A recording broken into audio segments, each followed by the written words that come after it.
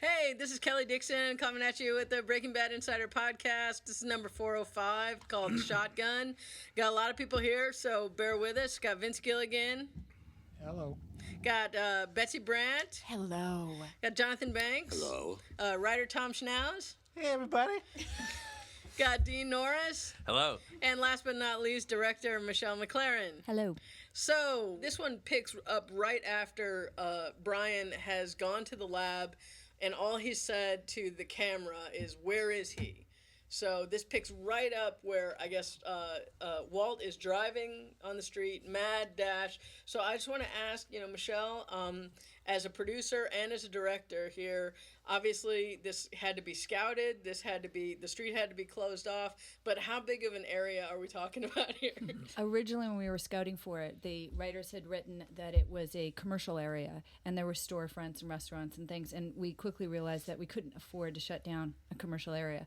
But we did look at an area on 4th Street in Albuquerque, and then we looked at a few different areas, and we were looking at about 3 or 4 blocks, which isn't very long, so we had to make the 3 or 4 blocks look like it was a really long period of time. And we found a industrial area, which we ended up shooting at, which was a lot more flexible for us because we could actually afford to shut it down. And we shut down about 4 or 5 blocks of this one section, and we had 11 PAs that were hidden around each corner. We had, I don't know how many police officers, but several police officers, and we controlled this entire area because not only was it important for us to make it safe and control the whole area, but we had to get the cars to go around and back to their first position pretty quickly and efficiently because we had a day to shoot this sequence. So I know that Bryan is a really, really good driver. Did he do any of this driving? He did, and Bryan a lot, I would say 90% of the time on our show, Bryan does his own stunts. But in this particular scene, we did bring in a stunt driver from Los Angeles, a gentleman by the name of Larry, and I'm embarrassed to say I don't know Larry's last name, who is Bruce Willis's double and the best double I have ever seen for any actor I've ever worked with for Bryan Cranston. Bryan doesn't like that because there's a little age difference, but we're not shooting the front. But Larry is so good that once you put the glasses on, you put the goatee and the mustache on, we could shoot him profile up close. Wow. He was moving fast. From behind, and Bryan did get into the car, and he did do some of that driving. And after we shot quite a bit with Larry, and Bryan was watching, it was his turn, and Bryan never gets nervous. And in this particular instance, I noticed Bryan was a little nervous, and we eased into it, and then of course Bryan, being Bryan, completely grasped the whole thing right away and was into doing some wild driving. And there's a couple of shots in there that it is Bryan, which you would think it was the stuntman, and Bryan did an awesome job. So, Dean, how do you feel about being on the case now? I think it's I think really it's one of the I think I probably said this on the podcast before. It's one of the great things of the show how they're able to keep Hank in the game believably, I think, and yet not have him catch him. It's always one of my favorite writing elements of the story. I love how Hank sort of gives up in this episode. He's convinced Heisenberg is dead and gone, and my job's over. And then Walt comes in and completely blows up and puts you back on the case. I love that. I love that Yeah, scene. Tom, He played that so well, man. Bryan's so good at that when he plays drunk really well when he starts to get drunk Yeah. because he knows how to play Walter White drunk, which is mean. He gets mean, you know what I'm saying? And it leads him to say these things and inadvertently gets him back.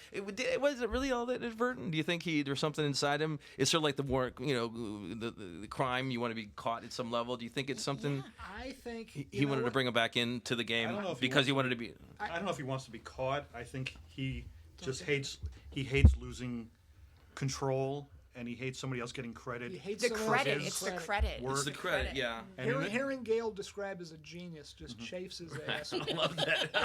Part. In this, I feel like in this Genius. episode, this is all about Walt just loses control of everything. He goes, he's going to risk his life to save Jesse, and Jesse's a little punk ass who's like, he doesn't even know what Walt went through in the beginning of this episode. Yeah, he picks his underwear for a minute. The son of a bitch. He hooks up with his wife again, but then his wife starts deciding when he's going to move back in. He sees his son drinking out of a Beneke mug. The man that is banging his wife. Yeah, exactly. And then he's hearing Gale get credit for his work, and then he can't. It's all just compressed inside him, and then he just lets it out.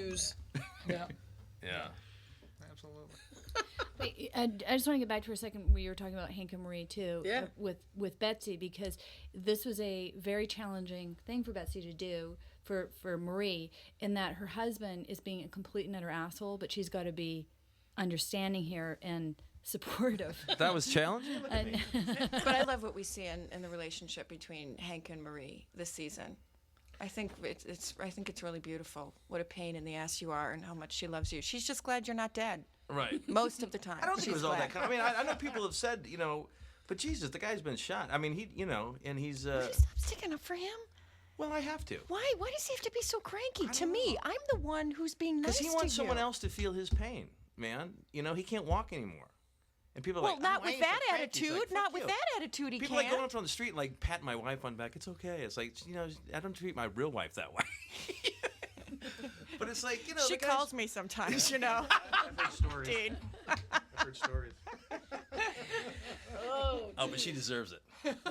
No, but the guy. I mean, it's not that hard to understand why he would be that way, is it? Is it that hard to No, understand? I agree with you. I don't think it is that No. hard to understand. I mean, I don't even think, and I think he knows he's being. He doesn't want to be a dick. No, and there we have those moments where he you can doesn't see want him to, but he feeling can't help guilty. it. Yeah, he just can't help it. You want somebody else to, whatever, go through that same kind of thing. Yeah. Just kind of beat up on the people closest to Yeah. you. Well, what's kind of interesting too. Because you must know I love you and I'll stay. I do. Well, That's what I think. I'm It's what you're serious. saying Like, there. I you know. must I think it's. know. I know. I think You that's know what you're saying that- there. It was an interesting insight into our little relationship. let's get to the meat of, I guess, the really big meat of the episode is this car wreck that happens, and how much prep went into that, and how much did you know ahead of time? You and Vince have had a long history together from the X-Files, and so how much, This is what Vince said to me. Michelle, I want a T-bone like we've never seen a T-bone before. And I thought, oh my God, we've all seen a T-bone done every way possible. I actually went to the... We did. I was just going to say, I went to the stunt guys and the FX guys, and there was a number of different, I told them the shots I'd like to have. They contribute to shot ideas, and together we come up with a plan. But one of the shots I really, really wanted, and it's usually done by a green screen, is the shot where the camera's in the passenger side of the car that's being hit, looking over the driver at the car coming at them. Yeah. And usually that's done with a green screen. And we didn't have the time or the money to do a green screen shot. And we would obviously never put anybody in danger beyond the scope of their abilities. But the stunt guys said, we want to do this practically. And so I said, great, as long as, we're going to be safe. Whose idea was that? Was that Al? Al Godo, our amazing stunt coordinator. And we flew in some gentlemen from Los Angeles to do the stunt. And we had Doped some... him up real good. Yeah. And we had some local guys, too, because the guy who was playing Jesse was actually local. But the two guys the two bad guys in the one that's in the car, he was, and the guy that dodges the car, those guys were from when LA. I saw it, I was like, did he get hurt? He didn't get hurt. Nope, nobody got hurt. I was just, when I saw it, I was like, somebody's got to have been really hurt. We had multiple cameras. Wow. But you took the most comfortable Park Avenue that I spend a lot of time in, and because of that shot, I am now in a sleazy Buick.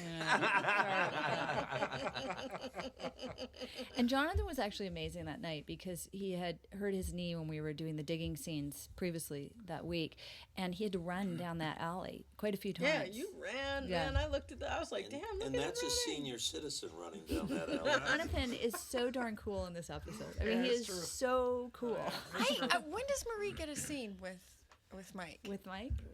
Wow, that's a good question. We can't reveal. Because I think Marie should have a scene with Mike. So, just wanted to just want to thank everybody for coming today. Appreciate it. Vince, Betsy, Jonathan, Thank you. Tom Schnauz, Dean, Michelle. Thank you, Kelly. And thanks for our great crew who came here on a Sunday. Are they in the shot Don't here? you dare. For free. Gordon, Don't you dare. you got Jen, you got Trevor on the mixing board there. Everybody, this episode was entitled Shotgun. Directed by Michelle McLaren, written by Tom Schnauz. So thank you, everyone. Oh, Tom, they're coming for you. See here, Your ride's here, Tom. Thanks, Kelly. everybody, go break bad.